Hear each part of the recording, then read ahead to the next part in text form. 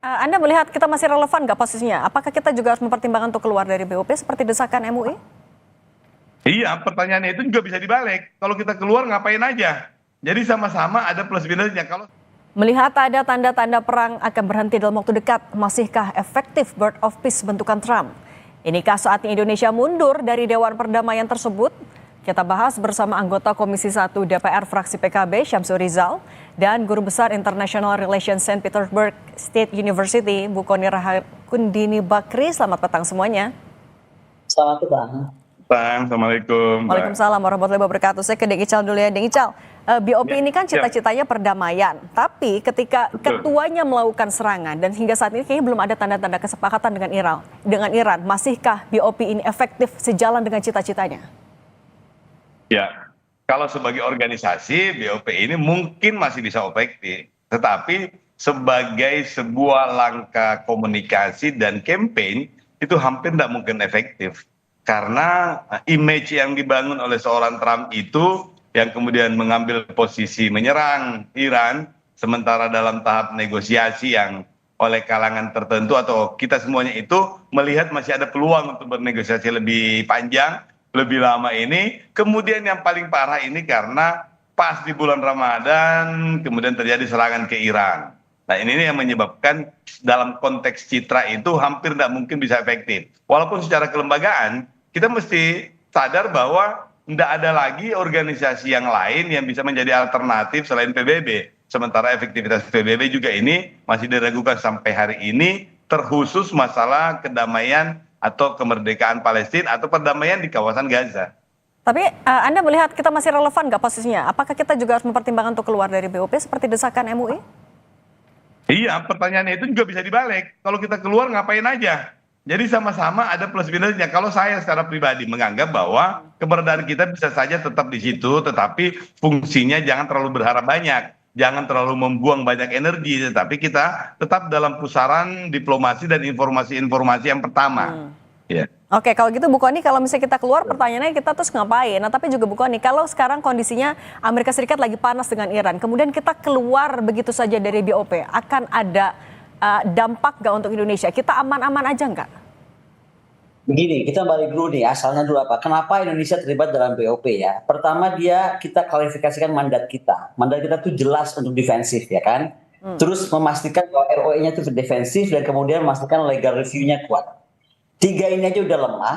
Nah, artinya dari awal sudah bilang kita mesti memikirkan tentang exit strategy. Karena kita itu harus keluar dengan cara terhormat. Kebetulan, saya ngomongnya jadi kebetulan nih, terjadilah sekarang serangan terhadap Iran. Dan inilah yang sebenarnya menurut saya menjadi pintu exit door terbaik.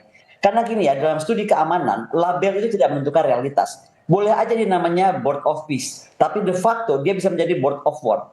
Begitu ada operasi bersama, begitu ada integrasi komando, begitu ada penggunaan pangkalan untuk strike, maka secara fungsional sebuah forum damai itu berubah menjadi arsitektur perang. Sekarang kita bicara siapa membernya BOP. Di situ ya negara-negara yang sudah menyediakan pangkalannya ada Qatar, UAE, Bahrain, Kuwait, coba sudah ada. Artinya negara-negara itu sudah terlibat.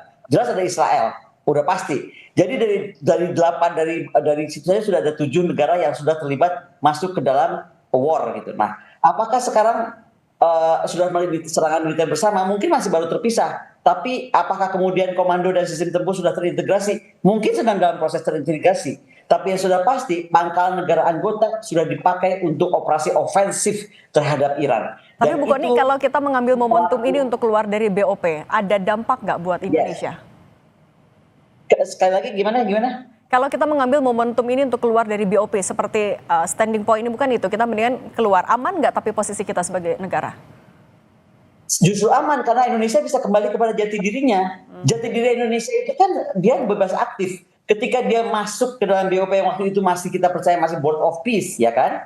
Saya waktu itu masih lihat kenapa Presiden Putin khawatir nih. Rupanya Presiden Putin khawatir kan apakah ini betul-betul akan jadi board of peace. Ternyata kekhawatirannya terjadi. Ternyata tidak jadi board of peace. Maka sekarang kalau kita mengundurkan diri dengan alasan kenapa tidak sesuai dengan yang direncanakan, kita keluar dengan secara terhormat. Karena sekali lagi kita masuk untuk ceasefire, untuk reconstruction issue, untuk humanitarian role, untuk stabilization force. Dengan kita masuk begitu alasan kita masuk belum saja nafas, mungkin 17 triliun belum jalan, saya nggak tahu di jalan atau belum, ya kan? Tapi tiba-tiba terjadi pecah perang ini dengan penggunaan negara-negara terkait menyerang menggempur Iran, itu sudah nggak betul. Oke, Deng Ical, kita sejauh ini sikap kita dari pemerintah baru mendorong deeskalasi, meminta semua menahan diri, tidak ada kecaman dari pemerintah kita. Apakah Anda melihat kita sebenarnya agak terjebak ketika kita satu organisasi dengan AS dan juga Israel? Kita jadi nggak bisa lebih leluasa?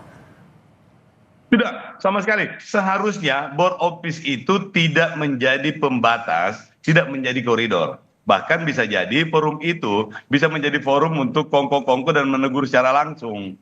Nah, saya sependapat dengan Prof. Koni tadi, banyak hal ini bisa menjadi exit tool yang bagus.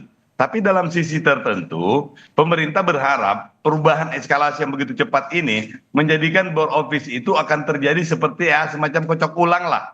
Resizing juga barangkali juga mungkin terjadi, dan mungkin Indonesia menjadi momentum untuk mendapatkan level yang lebih baik, terutama dalam bargaining untuk memasukkan perdamaian di Gaza itu sebagai masalah utama kembali sesuai dengan resolusi 2803. Jadi momentumnya di situ adalah karena ada perubahan atau ada dekadensi citra yang turun dari Presiden Trump ini, maka mungkin saja dengan ini akan ada kekuatan yang lain, terutama melalui perspektif PBB ini, untuk menegur dan mengembalikan board of peace itu dalam posisi untuk melaksanakan 2803, yaitu untuk perdamaian di jalur Gaza. Nah, kalau dalam perdamaian itu hampir semuanya oke. Kita yang kepentingannya kita itu adalah memerdekakan Palestina, bisa menggunakan momen ini juga untuk mendorong lebih kuat. Nah, itu yang saya maksud bahwa kita mesti wait and see, sekaligus juga Kementerian Luar Negeri, Menteri Pertahanan ini melakukan komunikasi lebih baik lagi dengan Sekjen PBB, dengan beberapa pihak, sehingga kita menemukan behind the scene yang tidak kelihatan di situ. Karena kita ini belum tahu, rakyat kita belum tahu.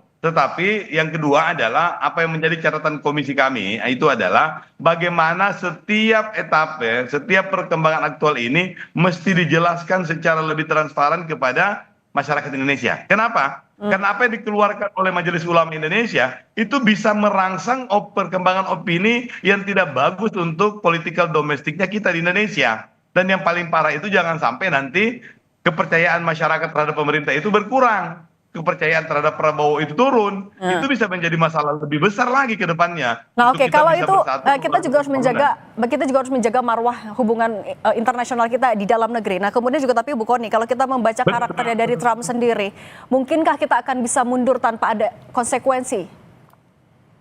Konsekuensi itu ada, tapi kita mesti pikir juga kalau kita mikirkan terlalu terhadap Trump, apa implikasi besar kita gitu. Kita punya implikasi lebih besar daripada Trump. Satu, BOP itu tidak merepresentasikan mayoritas kekuatan global. Jadi dia memang sudah dipersepsi sebagai, like it or not, dia sudah dipersepsi sebagai learning mechanism dari Western society gitu.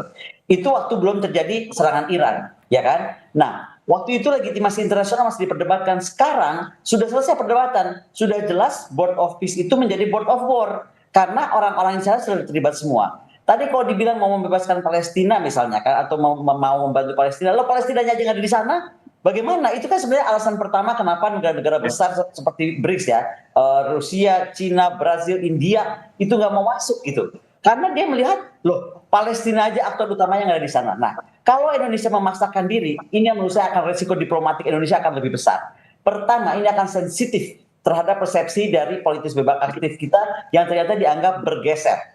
Dan ketika BOP itu dipersepsi sebagai Western learning mechanism, maka citra gerakan non-blok kita tergerus.